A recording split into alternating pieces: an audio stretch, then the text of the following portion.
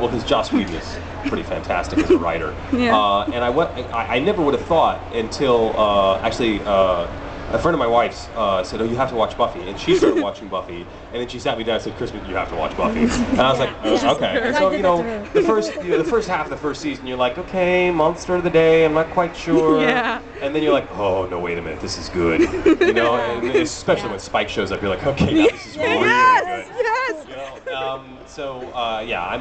I'm a big fan of Buffy and the Buffyverse. I'm a big fan of Firefly. Fantastic. And did you realize that Joss was one of the writers on the Disney Atlantis movie? Yeah. And you remember the Latina chick in the Atlantis Audrey? movie? Yeah, who's the mechanic? Mm-hmm. Who's Kaylee in Firefly? Audrey? He just transferred her over to Firefly as the mechanic chick there. And I was like, oh, interesting. I think vampires are cool. I think I was very into. I had this fantastic CD-ROM. This company called the Voyager Company. It used to make these wonderful sort of educational CD-ROMs. I don't know if they even exist anymore. I have to boot my Macintosh into OS 9 to use these things. But one of them was called Nosferatu, and it was the Murnau silent film. Yeah. But with this guy who was a Dracula scholar. And he would sort of give you running commentary during the film if you wanted to tell you about the stuff. And then the CD-ROM itself had this whole interactive history of Vlad the Impaler and everything that had been going on at that time. And so I was really fascinated by it.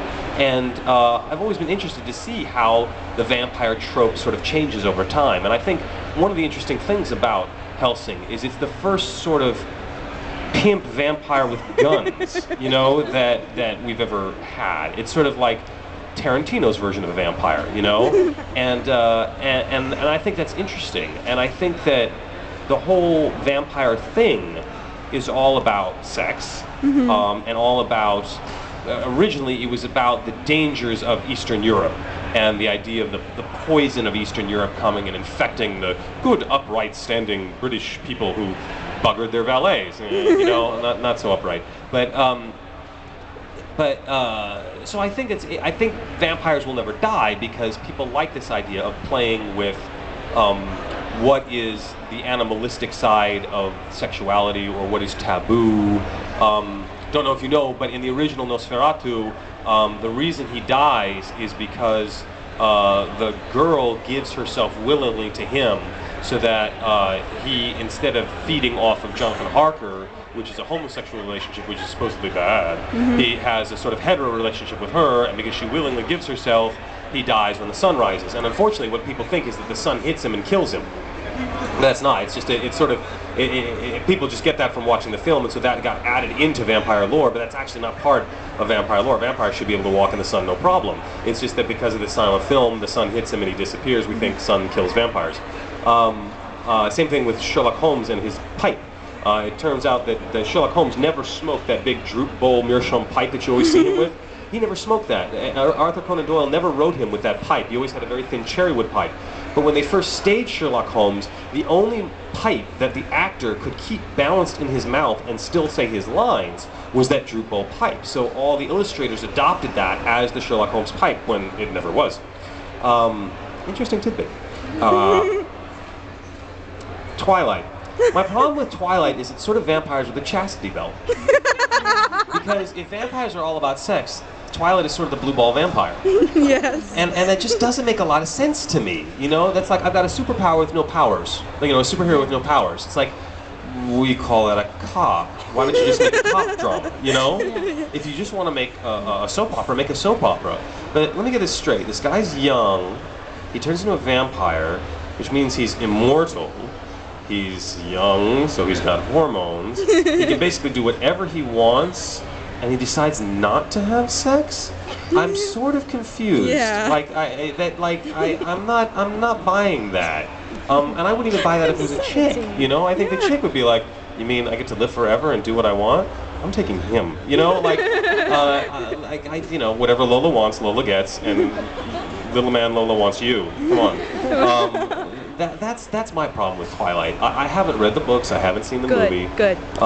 It's good that I haven't seen it? Yeah, because you'll be offended. I'd be offended? I was. I don't know. It's hard to offend me. I just get bored, and after a while, it just seems silly. Yeah. I'm like, okay, if the whole archetype is about sort of sexy stuff, and then no one has sex, and someone said that like when the sunlight hits them, they don't burn up; they just twinkle. Yeah. And somebody says, great, they're not vampires, they're fairies.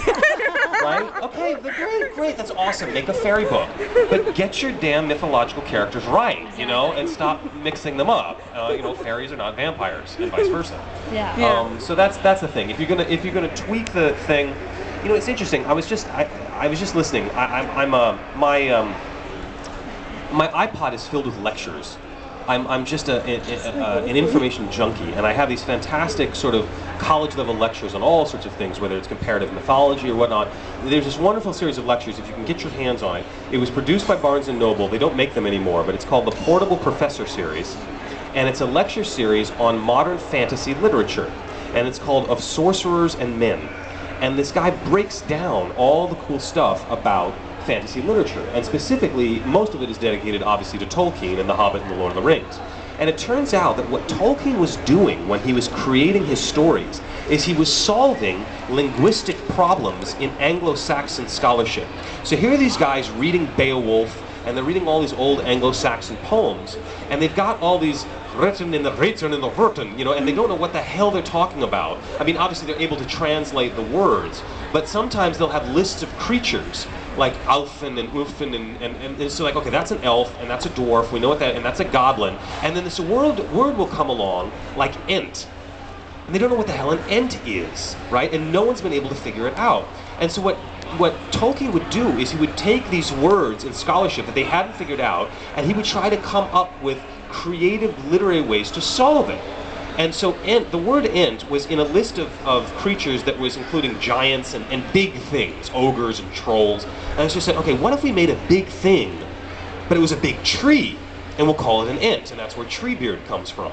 And the idea that Bjorn, the word Bjorn means bear, and for those of you who've seen the Golden Compass, you know, the Panzerbjorn are the armored bears. Well, the problem is that in sort of northern Viking, Anglo-Saxon stuff, you're not supposed to say the word bear, because then the bear comes to your home, right, and eats you. Bad idea. So it's sort of like, you know, the evil eye. You never want to say the name of the creature who's going to come get you, right? So you don't say Bjorn, you say Sweetfoot, or you say the wolf of the bees, because he eats honey, right? Which is what Beowulf means, the wolf of the bees. So Beowulf is a bear-like person, a berserker, a berserker, but you can't say bear. So Tolkien said, well, let me make a character called Bjorn who is like that. He's a berserker, he can go berserk, but literally he changes into a bear. He's a skin changer, and he can shapeshift into a bear. So Tolkien was going through and solving all these sort of interesting linguistic and philological problems in ancient scholarship and making up new characters. Fantastic! I'm all for recombining stuff and coming up with good stuff.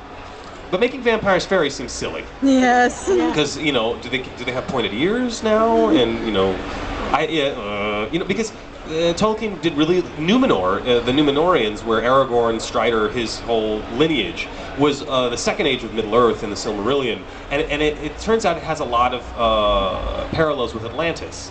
And actually, when Tolkien was making up the name, he realized that the phonemes he was using turned out to be Atlante, which is very close to Atlantis. Totally coincidental, but cool stuff, you know, sure. Rewrite the history of Atlantis, do something new and interesting with it. That's always my thing. If you're going to break the rules, be brilliant. Otherwise, don't break the rules.